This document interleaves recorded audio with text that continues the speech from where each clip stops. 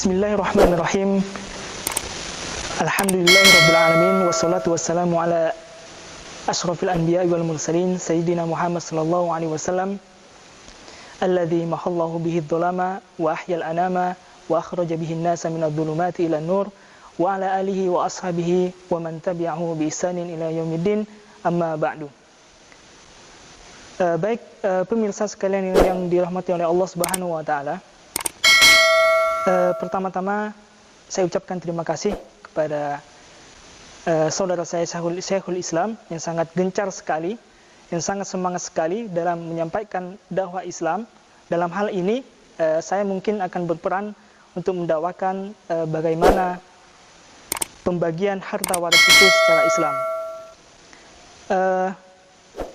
Dalam pertemuan pertama ini atau episode pertama ini, saya akan menyampaikan mengapa kita, khususnya umat Islam ini, harus mempelajari ilmu waris atau nama ini banyak sekali namanya ya. Bisa disebut dengan ilmu waris, ilmu faraid, ilmu tirkah, sehingga dari banyak nama-nama tersebut menjadikan ilmu ini sangat penting.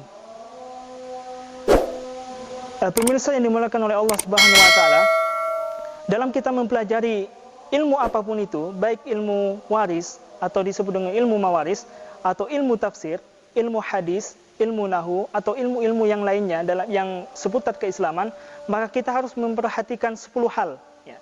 10 prinsip dasar ilmu yang kita harus ketahui secara umum. Mengapa kita mempelajari ilmu tersebut? Jangan kita langsung masuk kepada materi sebelum kita mengetahui 10 komponen atau 10 dasar mengapa kita harus mempelajari ilmu tersebut. Di sini akan saya membacakan nazom yang ditulis oleh Syekh Abul Irfan Muhammad bin Ali As-Sabban. Beliau mengatakan inna mabadi ala kulli fannin asyrah. Ya. Sesungguhnya prinsip dasar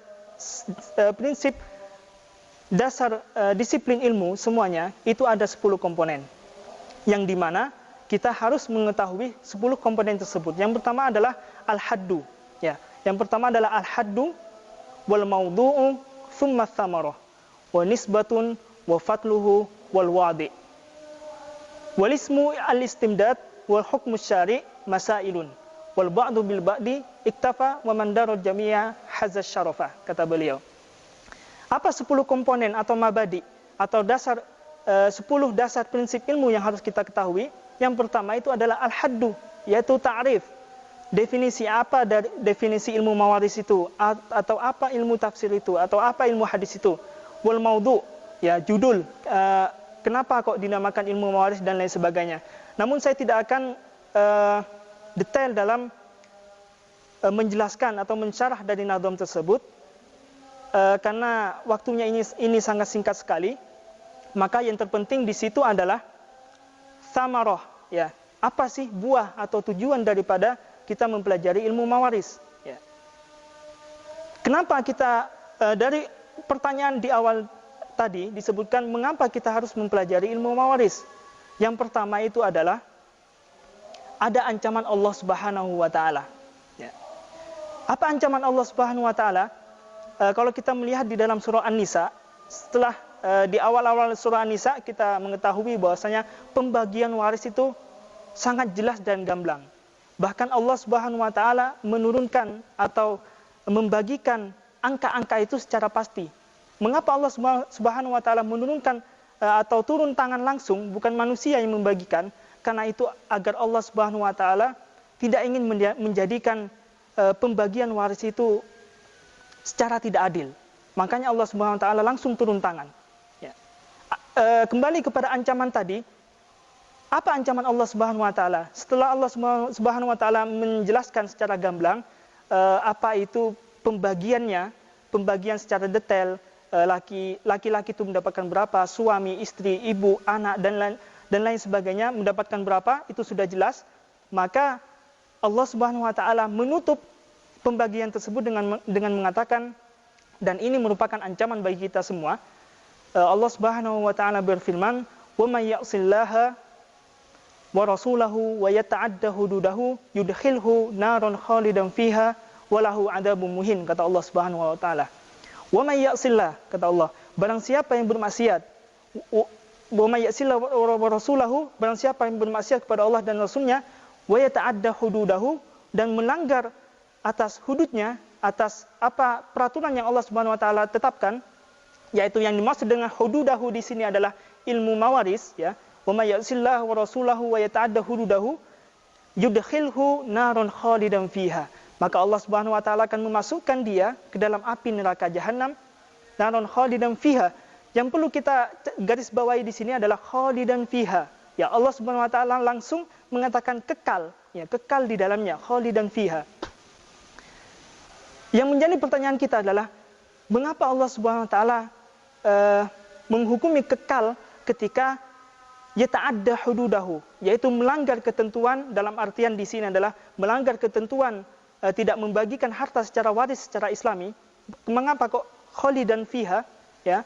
Maka di sini ada dua kemungkinan, dua ihtimal. Yang pertama, khalidan fiha, kekal di dalamnya, ya, bisa ada dua. Yang pertama itu adalah karena seorang muslim itu mengingkari secara kewajiban pembagian waris itu. Ketika ada seseorang yang mengingkari adanya peraturan dari Allah Subhanahu wa taala untuk membagikan harta waris secara Islami, dia mengingkarinya, adanya peraturan tersebut, maka dia disebut dengan kafir. Mengapa demikian? Karena dia mengingkari apa yang dimaksud dengan al-ma'lumu minad dini bid-darurah. Dia mengingkari apa yang sudah maklum di dalam din Islam. Itu yang pertama. Maka saya yakin kaum muslimin tidak ada yang mengingkari kewajiban dalam pembagian harta. Mungkin mereka hanya bermaksiat kepada Allah Subhanahu wa taala. Kemudian yang kedua, ihtimal yang kedua, kenapa Allah Subhanahu wa taala meletakkan kata khalidan fiha, kekal di dalamnya? Masa Allah Subhanahu wa taala berfirman atau mengatakan kepada hambanya yang muslim akan dimasukkan ke dalam neraka dalam keadaan kekal? Masa Allah SWT menghukumi kita kekal di dalam neraka? Yang dimaksud kekal di sini adalah ketika ayat itu, ya, diturunkan kepada maksudnya ayat itu dimaksudkan untuk kaum muslimin, maka itu bukan disebut dengan kekal seperti kekalnya orang-orang kafir di dalam neraka. Tapi kekal yang disebut khalidan fiha di dalam ayat tersebut adalah kekal, maksudnya adalah panjangnya dia siksa di neraka. Ya. Jadi kalau kita menemukan sebuah ayat yang dimana ayat itu diperuntukkan untuk kaum muslimin dan ada lafaz khalidina fiha, dia kekal di dalamnya, bukan berarti dia kekal seperti orang-orang kafir, tetapi dia maksudnya adalah siksanya sangat panjang di dalam neraka. Artinya yang pertama itu kenapa kita harus mempelajari ilmu mawaris? Yang pertama adalah karena adanya ancaman Allah Subhanahu wa taala, yaitu tadi barang siapa yang melanggar ketentuan Allah, maksudnya adalah ketentuan hukum waris pembagian secara Islami, dia tidak mau, ya, padahal dia tahu kemaslahatannya, maka dia sebenarnya bermaksiat kepada Allah Subhanahu wa taala. Pemirsa yang dimuliakan oleh Allah Subhanahu wa taala, yang kedua, mengapa kita harus mempelajari ilmu mawaris? Karena ada perintah dari Rasulullah sallallahu alaihi wasallam. Kita teringat dengan apa yang Rasulullah sallallahu alaihi wasallam perintahkan kepada Abu Hurairah, "Ya Abu Hurairah, ta'allamul faraidah wa 'allimuha." Wahai Abu Hurairah, belajarlah kamu ilmu faraid dan ajarkanlah ilmu itu. Fa innahu nisful ilmi. Kenapa? Karena ilmu mawaris itu merupakan setengah daripada ilmu.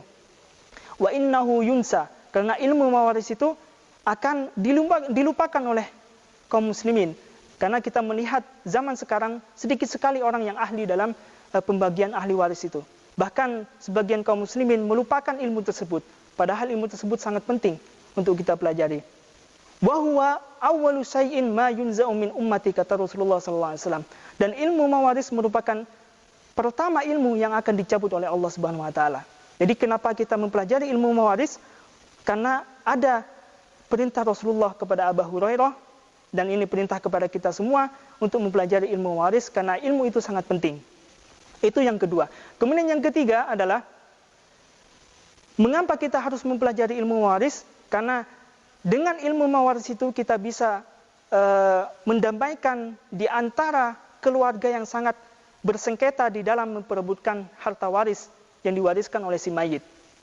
Sebagaimana Rasulullah SAW juga bersabda, wa innal ilma sayubbat. Ya, sungguhnya ilmu, apa yang dimaksud ilmu itu? Ilmu di sini adalah ilmu mawaris, akan diangkat atau dicabut oleh Allah Subhanahu wa taala, akan dihilangkan daripada dada-dada kaum muslimin, sehingga watadharul fitan. Fitnah itu muncul, fitnah itu muncul. Fitnah ini dalam di sini artinya adalah persengketan di dalam keluarga, ya, perebutan harta di dalam keluarga. Fitnah itu muncul hatta yakhtalifal isnan, ya, sampai di antara dua orang tersebut berselisih, ya, berselisih tentang saya dapat berapa, saya dapat berapa, seharusnya saya lebih mendapatkan harta ini lebih banyak daripada saudara saya, dan lain sebagainya, sampai bersengketan di antara keluarga tersebut. Hatta yakhtalifal isnani may yaqdi biha la yajidani may yaqdi biha, sampai orang tersebut yang dua bersengketan atau berselisih tentang mendapatkan harta tersebut, dia tidak mendapatkan orang yang bisa untuk menyelesaikan permasalahan mereka. Mengapa mereka tidak mendapatkan seseorang atau ahli ilmu dalam pembagian ahli waris itu? Karena sudah diangkat oleh Allah Subhanahu wa taala. Karena itu, dengan kita mengetahui ilmu mawaris, kita dapat menyelesaikan atau mendamaikan di antara persengkatan atau perselisihan yang terjadi di antara keluarga kaum muslimin kita. Yang terakhir itu adalah, yang keempat, adalah pesan dari Umar bin Khattab. Kenapa kita harus mempelajari ilmu mawaris? Yaitu beliau mengatakan, ta'allamul fara'idha kama tata'allamunal Qur'an. Ya, pelajarilah kalian, ya, ilmu faraid sebagaimana kalian juga mempelajari ilmu Al-Qur'an. Kalau artinya apa? Di sini Umar bin Khattab mensejajarkan, ya, mensejajarkan antara ilmu faraid, ilmu waris atau ilmu tirkah dengan ilmu Al-Quran. Kalau kita mengajarkan anak-anak kita, mengajarkan adik-adik kita Al-Quran sejak dini, sejak kecil, dengan kita sudah mengajarkan mereka Al-Quran, maka sejak kecillah juga kita harus mengajarkan anak-anak kita, saudara-saudara kita yang masih dini, yang masih kecil, untuk mempelajari ilmu faraid. Mengapa demikian? Karena Umar bin Khattab mensejajarkan antara ilmu faraid dengan ilmu Al-Quran. Beliau mengatakan, ta'allamul fara'idha kama tata'allamun Al-Quran. Pelajarilah kalian ilmu faraid sebagaimana kalian juga mempelajari ilmu Al-Quran. Itulah muqaddimah kenapa kita harus mempelajari ilmu waris. Insyaallah pertemuan selanjutnya kita akan mempelajari bagaimana kita mengenal siapa itu ahli waris tersebut, yang dimana nanti kita akan saya sendiri juga dulu pernah belajar mempunyai metode yang dimana metode ini sangat cocok untuk orang Indonesia, yang dimana orang Indonesia itu butuh kepada apa yang namanya mind mapping, yaitu peta pemikiran, ya, karena ini penting dalam ilmu waris. Itu saja mukaddimah yang bisa saya sampaikan. Terima kasih atas semua perhatian. Mohon maaf atas segala kekurangan. Wassalamualaikum warahmatullahi wabarakatuh.